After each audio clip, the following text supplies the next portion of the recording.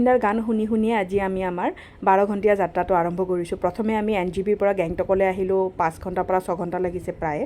তাৰপিছত আমি গেংটকৰ পৰা আকৌ 1:30মান বজাত, মানে যেতিয়া 1:30 বজাত আমি দুপৰীয়া আহি পালোঁ গেংটক, তাৰপিছত আমি আমাৰ নেক্সট যাত্ৰাটো আৰম্ভ কৰিলোঁ লাচুঙলৈকে, যিটো প্ৰায় 7-8 ঘণ্টাৰ ৰাস্তা, কিন্তু তাতকৈও বেছি আমাৰ সময় লাগিছে, 9 ঘণ্টামান লাগিছে, কাৰণ বাটতে হৈছে লেণ্ডশ্লাইড।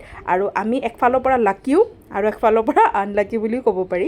লাকি এইটো কাৰণে, কাৰণ আমি 1 বজাত যাত্ৰাটো ষ্টাৰ্ট কৰিছোঁ কাৰণে আমি খুব আৰামছে মানে লেণ্ডশ্লাইডটো ক্ৰছ কৰি যাব পাৰিছোঁ। কিন্তু যিবোৰ মানুহে গেংটকৰ পৰা ৰাতিপুৱাই ওলাইছে তেওঁলোকৰ কাৰণে খুব কিন্তু মানে কষ্টকৰ যাত্ৰা হৈছে সিদিনাখন, কাৰণ তেওঁলোকে প্ৰায় 12 ঘণ্টা 13 ঘণ্টা সেই লেণ্ডশ্লাইডৰ কাৰণে বাটতে ৰ'বলগীয়া হৈছিলে।